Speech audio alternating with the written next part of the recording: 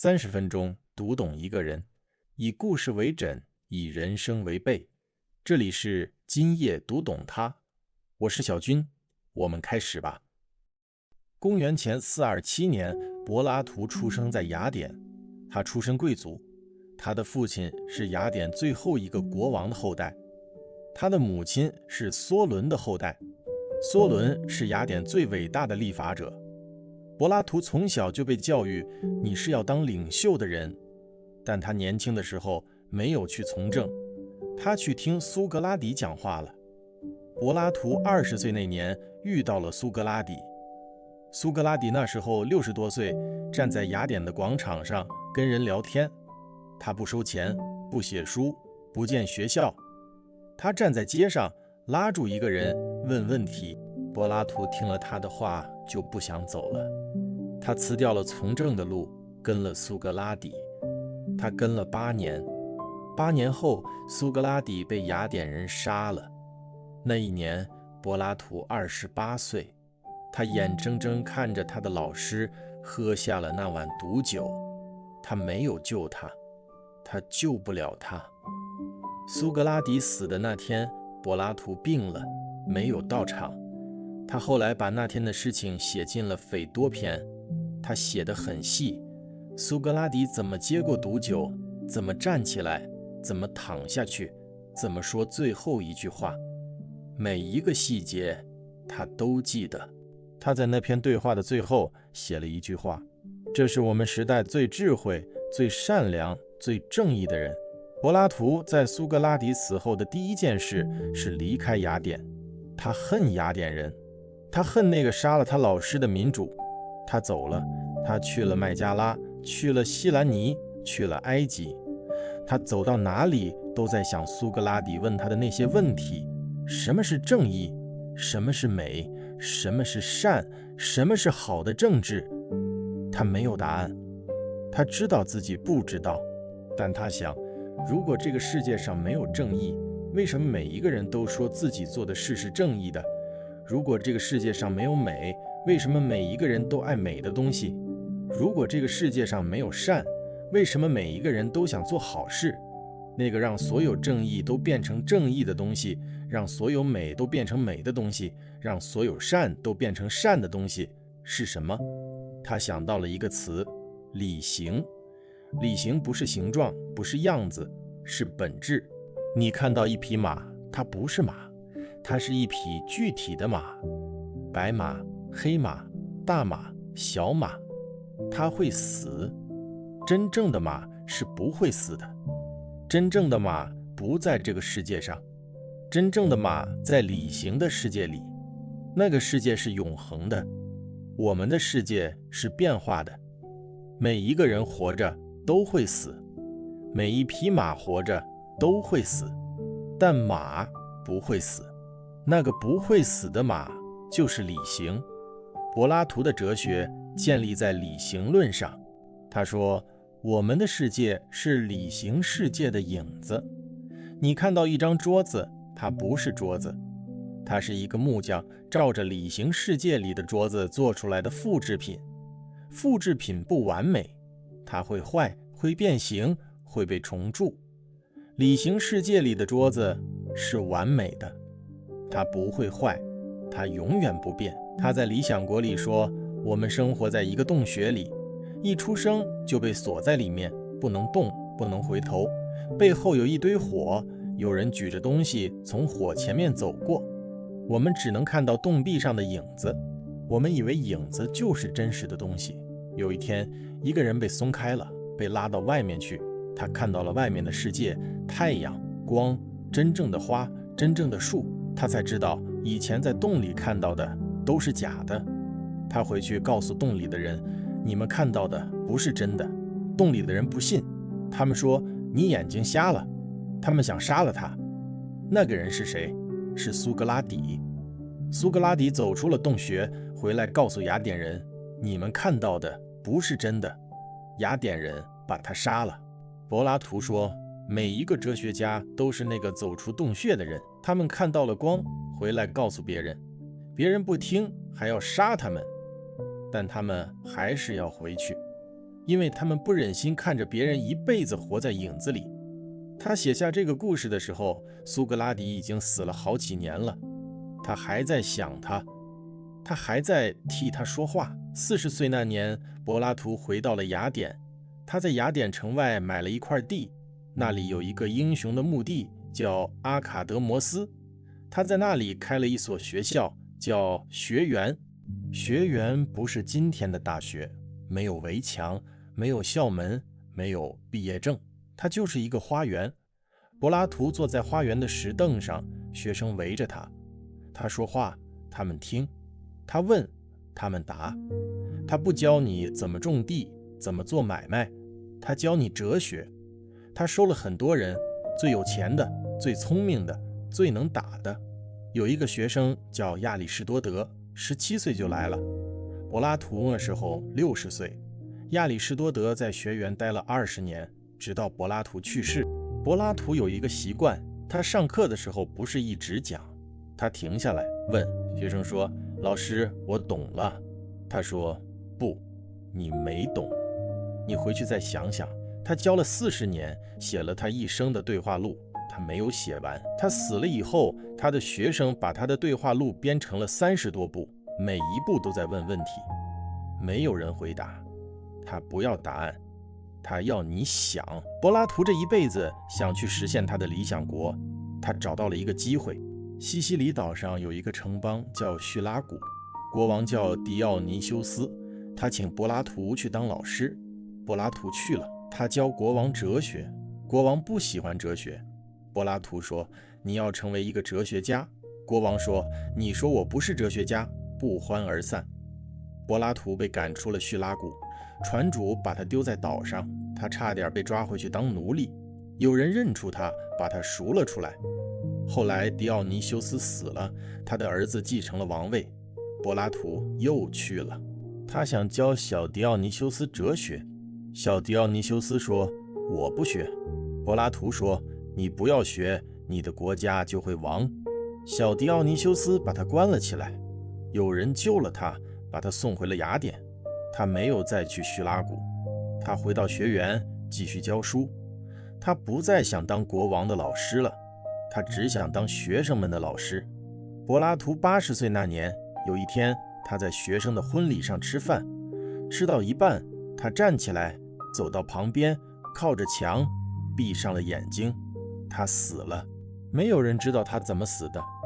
有人说他是睡着了，有人说他是心脏病发作，不知道。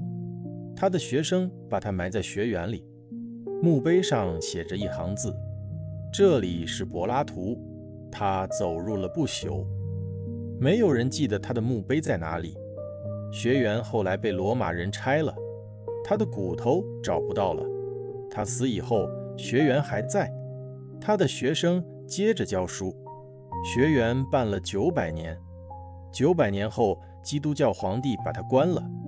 他教的那一套东西不适合上帝。柏拉图不相信上帝，他相信理性，理性在他的脑子里，不在天上。他教了一辈子哲学，没有离开过雅典。他没有去过波斯，没有去过埃及，没有去过印度，但他的书被翻译成各种语言，传到世界各地。中世纪的时候，他的书被阿拉伯人翻译出来，欧洲人不懂，问阿拉伯人这个人是谁。阿拉伯人说他是柏拉图，一个古希腊的哲学家。欧洲人说他比我们的圣徒还厉害。文艺复兴的时候，欧洲人把他的书从阿拉伯文译回拉丁文，他们读了他的《理想国》，说这个人是不是基督徒？他不信基督，但他写的那个洞穴跟圣经里的天堂差不多。他不知道耶稣，但他写了一个人从黑暗走向光。他从黑暗里走出来了，他想告诉别人怎么走出来，别人不听，他还是要说他是柏拉图。他问了一辈子的那些问题：什么是正义？什么是美？什么是善？什么是好的政治？他没有给答案，他给了问题。那个问题被他的学生亚里士多德回答了。亚里士多德说：正义是各得其所，美是秩序，善是目的，好的政治是法治。亚里士多德回答了：但他的回答不一定是答案。柏拉图也许不会同意，他也许会问：你确定吗？柏拉图写过一句话，后来被人刻在墙上：不懂几何学者不得入内。他不喜欢那些没有训练过脑子的人，他觉得脑子跟肌肉一样，要练，不练就废了。他训练脑子训练了一辈子，他把自己的脑子练成了古希腊最强的那颗。2000多年后，没有人能说他不是。柏拉图的学园在雅典城外的一个公园里，现在你去雅典还能找到那块地，地上有石头，有树，没有房子。石头是他的学生做过的，树是他种的吗？不知道，但风还在，风吹过那些石头，声音像人在说话。你仔细听，好像是问。他的学生问他：老师，你怕死吗？他说不怕。他为什么不怕？因为他不相信死后什么都没有，他相信灵魂是不死的。他在斐多篇里写，灵魂在来到这个世界之前见过理行，见过正义本身，见过美本身，见过善本身。来的时候忘了，活着的目的是找回那些记忆，死是回去，回到那个理行的世界，回到正义本身，美本身，善本身。所以他不怕。柏拉图是同性恋，古希腊人都差不多，他不在乎别人怎么说，他喜欢年轻的男人，喜欢聪明的人。他写过一篇会饮篇，里面几个人在喝酒，讨论什么是爱情。他们说到最后，柏拉图说，爱情不是两个人在一起，爱情是灵魂对美的追求。你爱一个人，不是爱他的身体，身体会老，你爱的是他身上的美，那个美不会老。苏格拉底死了以后，柏拉图没有再找别的老师，他自己做自己的老师。他把苏格拉底的话记下来，写成了对话录。他在对话录里写的苏格拉底比活着的时候还活。你在书里能看到他光着脚，穿着破袍子，站在大街上拦住你，你怕他，他不让你走。他问你，你叫什么名字？你说我叫某某。他说你不知道，你不知道你是谁，你以为你知道，你不知道。柏拉图写了一部《理想国》，不是写给后人看的，是写给自己看的。他想知道最好的国家是什么样的，他想出来了，最好的国家是哲学家做国王。为什么？因为只有哲学家知道什么是正义，别人不知道，他们以为自己知道，他们不知道，哲学家知道。他不一定做国王，他可能不想做，但最好的人不做最好的事，国家就不会好。柏拉图一辈子没有做过国王，他试了2次都失败了。他回到学园继续教书，他教出了一个学生叫亚里士多德。亚里士多德后来做了亚历山大大帝的老师。亚历山大统一了希腊，征服了波斯、埃及、印度。柏拉图的学生教出了那个改变世界的人，他没有做成王，他的学生的学生做了王。柏拉图死的时候80岁，他写了一辈子的书，教了一辈子的书，想了一辈子的道理，他没有白活。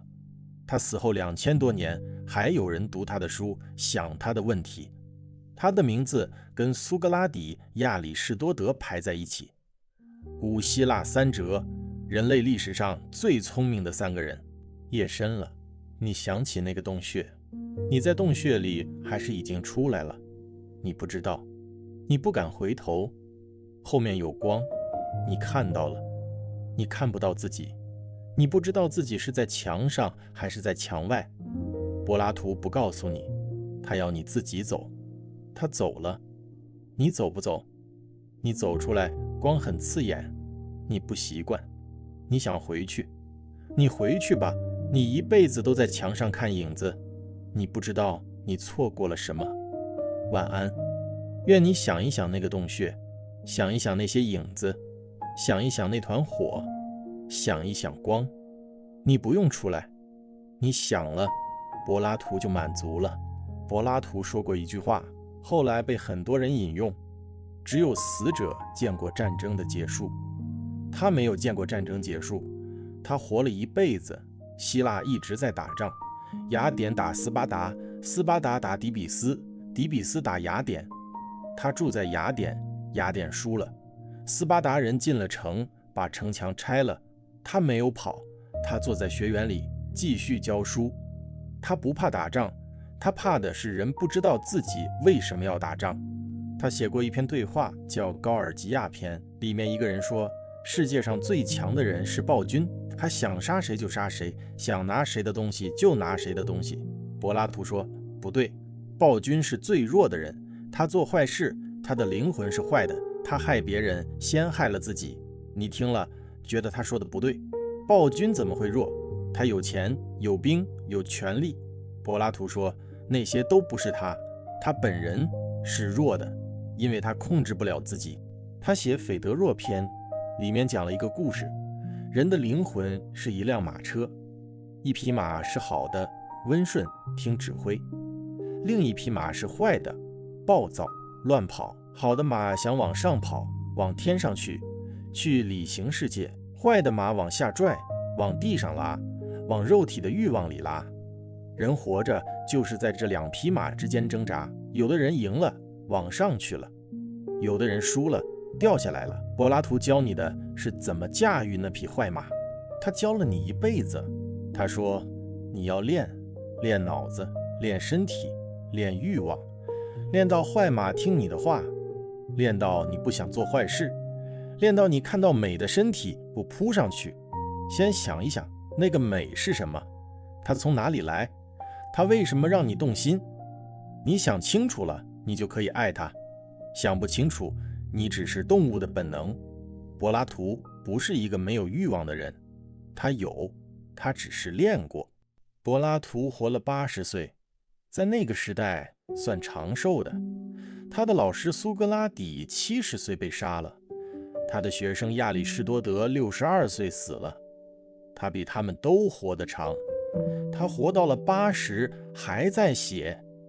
他最后一篇对话叫《法律篇》，没有写完，他的学生替他补上了。那篇对话不讨论理想国了，理想国太难实现。他讨论了一个第二好的国家，法治的国家。他妥协了，他不愿意妥协，一辈子都不愿意。他年轻的时候想当一个哲学家王，没有人给他王做。他去了西西里，被赶出来，被卖掉，被关起来。他老了，知道自己做不了王了，他退了一步，退到学园里写法律篇。他在法律篇里说，如果哲学家做不了王，那就让法律做王。法律比人可靠，人不靠谱，法律靠谱。他没有说法律是完美的，法律不完美，但比没有强。柏拉图的学生后来分成两派，一派跟着亚里士多德去了吕克昂学园，一派留在阿卡德摩斯继续教柏拉图的哲学。两派吵架，吵了200年。亚里士多德说，我的老师不对。柏拉图的学生说，你胡说，你没听懂。亚里士多德说，我听懂了，我不同意。他不同意的是理行论。他说，理行不在天上，在地上。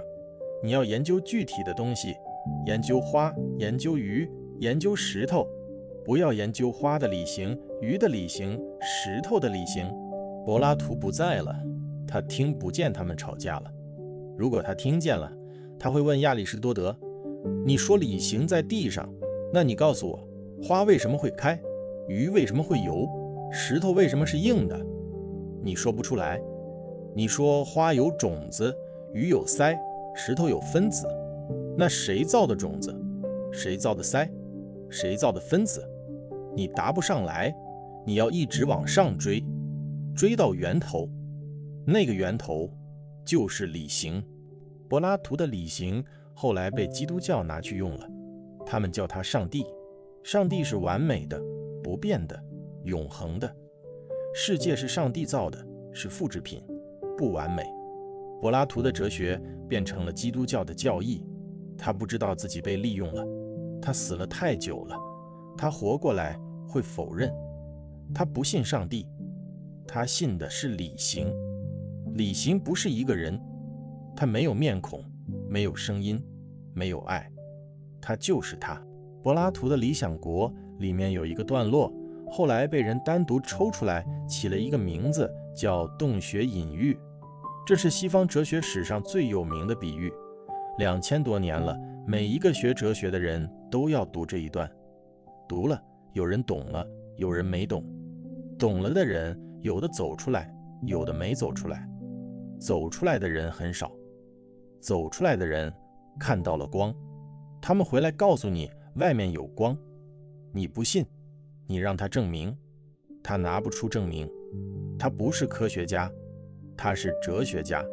哲学家的武器不是实验，不是数据，不是公式，是问。你问他，你怎么知道外面有光？他问你，你怎么知道里面是黑的？你说，我看不到光。他问你，你回头了吗？你回头了，你看到火。你再往前走，你看到洞口。你再往外走，你看到光。你不走，你永远看不到。他不能替你走，他只能告诉你路在那里，你走不走是你的事。柏拉图走了那条路，他从洞里走了出来，他看到了光。他回来告诉雅典人，雅典人把苏格拉底杀了。他没有被杀，他跑了。他跑了以后一直在说，他把苏格拉底的话写下来，写成了一本又一本的对话录。他不怕被杀，他怕的是没有人知道苏格拉底说了什么。苏格拉底没有写过书，如果他也不写，苏格拉底就死了，永远死了。他不让苏格拉底死，他写的那些对话录不是历史。苏格拉底没有说过那么多话，有些话是柏拉图自己说的，他借着苏格拉底的嘴说出自己的话。他没有骗人，他知道苏格拉底不会反对，苏格拉底要他说。苏格拉底没有写完的书，柏拉图替他写完了，写了2000多年，还在写。柏拉图死后，雅典人给他立了一座雕像，雕像站在学园门口，他穿着袍子，手里拿着一卷书。雕像的眼睛是朝前看的，朝前看，不回头看。他往前走，走到他以为永远走不到的地方。他没有走到，但他的学生接着走，学生的学生接着走，走了2000多年还没有走到，但他们走得比从前远了，远了很多。他们能看到从前看不到的东西，那个东西柏拉图没有看到，但他第一个指出了那个方向。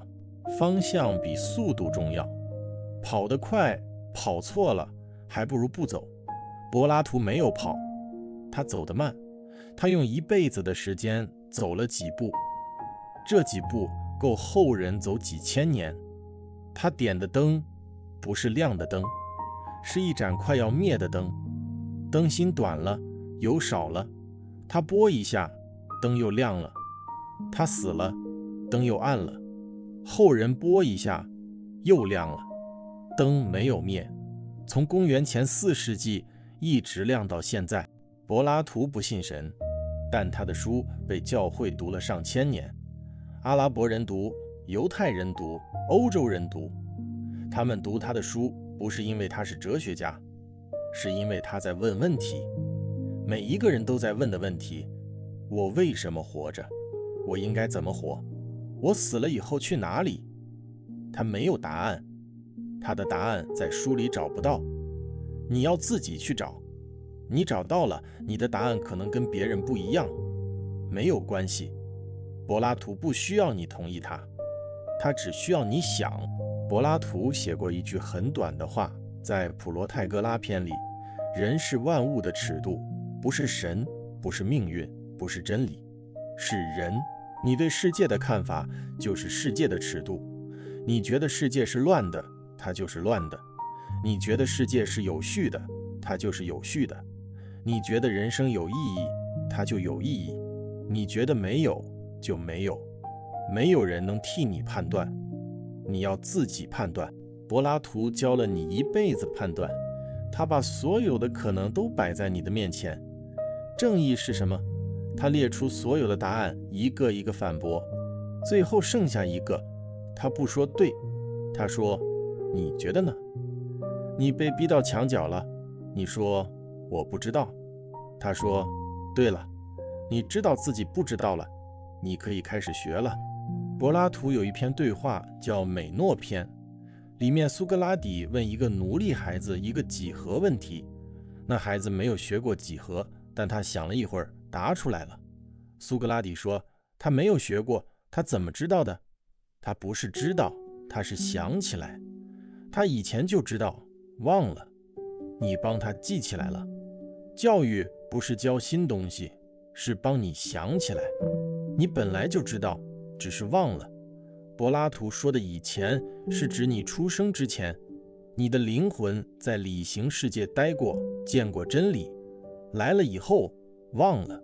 教育是提醒，这个理论后来被叫做回忆说，没有人能证明它，也没有人能推翻它。你信，它就是对的；你不信，它就是错的。柏拉图不要求你信，他只是说，你有没有过这样的感觉？你第一次见到一个人，觉得你认识他；你第一次去一个地方，觉得你来过；你第一次学一个东西，觉得你本来就会。你有过，你不知道为什么。柏拉图告诉你为什么，你信吗？柏拉图不怕你不信，他怕你不问。你问了，你就活了；不问，你死了。你的身体活着，灵魂死了。他不想要一个活着的死人，他要你活过来。活过来就是开始想那些你以前不想的问题。活过来会疼，疼是因为你在爬出洞穴，你的眼睛被光照着，刺眼，你疼，你忍着，你忍过去了，你就看到了，看到以后你就回不去了，你不想回去，你不想再看墙上的影子了。柏拉图去了西西里2次，都失败了，他没有做成哲学王。他回到雅典开了学园，他没有教出一个哲学家王，他教出了一个哲学家，亚里士多德。亚里士多德不是王，但他的学生是王，亚历山大大帝。亚历山大把希腊文化带到了全世界。柏拉图的思想跟着亚历山大的军队到了埃及，到了波斯，到了印度。他没有走出雅典，他的思想走遍了世界。柏拉图的对话录后来被编成了9卷，每一卷都是一个问题：什么是知识？什么是快乐？什么是友谊？什么是爱？什么是修辞？什么是法律？什么是政治？你读完9卷，他不会告诉你答案，他坐在书的最后一页看着你，你不认识他，他不认识你。他问你，你读完了？你知道了吗？你摇头。他说，好，你去找吧。你去找了，你找了一辈子，你老了，头发白了，牙齿掉了，你还是没有找到。你走到他面前，他还在那里。他老了，他没有老，他坐在学园的石凳上，还是40岁的样子。他问你，找到了吗？你摇头。他说，不急，你想了就够了。柏拉图知道，你想了一辈子，可能什么也没有想出来。你的答案跟别人的答案一样，你的答案跟别人的答案不一样，都没有关系。他想知道的是，你想了。你不想，你就不是人，你是墙上的影子。你不想，你的身体是人的身体，你的灵魂不是人的灵魂。他不喜欢半人半兽的东西，他要你做人。做人就是要想那些关于人自己的问题。柏拉图问了一辈子的那些问题，后来被叫做哲学的基本问题。什么是存在？什么是知识？什么是道德？什么是美？什么是正义？什么是好的社会？每一个人活着都会遇到这些问题。你做生意，你要不要骗人？你在单位，你要不要拍马屁？你当官，你要不要受贿？你是父母，你要不要对孩子撒谎？你在路上看到有人摔倒，你要不要扶？你不知道。你想一想，柏拉图不想帮你做决定，他只想帮你做决定之前想一下。你想了，做得对，你知道为什么对；你想了，做错了，你知道错在哪里；你没想，做对了，你不知道为什么对；没想，做错了，你不知道错在哪里。下一次你还会错。他的书帮你想，他没有答案，他是你的镜子，你对着镜子看，你看到的是你自己。你觉得镜子里的人丑，不要怪镜子，镜子没有错。柏拉图的学园关门1000多年了，石头还在，树还在，风还在。你站在那块空地上，闭上眼，能听到有人说话。那个人在问，你叫什么？你从哪里来？你要去哪里？你睁开眼，没有人，只有石头、树、风。他不在，他在你的脑子里。你听到的那个声音是你自己。夜深了，你想一想那个洞穴，那个洞里的人是你。你被锁着，你不能动，你不能回头。你看着墙上的影子，你以为是全世界。有一天，一个人把你松开了，你回头看到火，你往前走看到洞口，你再往外走看到光。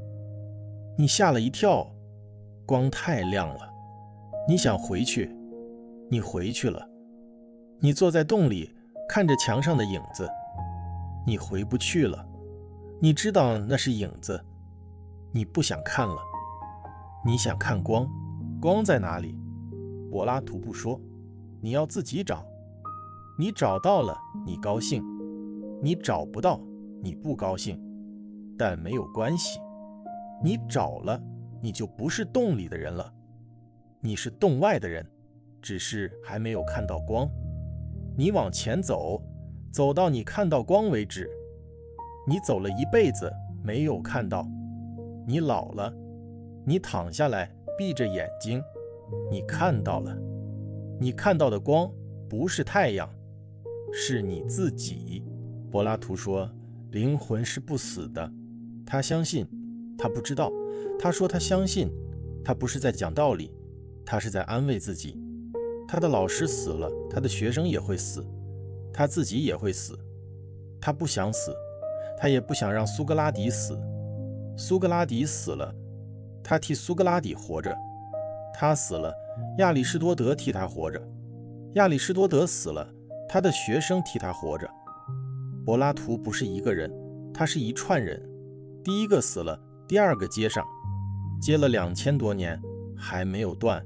你不接，也会有人接；你不读他的书，也会有人读；你不问他的问题，也会有人问。那个问题不会死，因为那是人的问题。只要还有人，就有人问。苏格拉底问过，柏拉图问过，亚里士多德问过。你再问，你的孩子会问，孩子的孩子会问。问题问完了，答案来了，答案来了，新问题又来了，永远问不完。晚安，愿你想一想柏拉图，不用想他的理行，不用想他的洞穴，不用想他的理想国，就想那个28岁的年轻人。他站在老师喝毒酒的地方，他想，我不能让这个人白死。他没有让他白死。他写了30多本书，每一本都在说，我没有忘记他。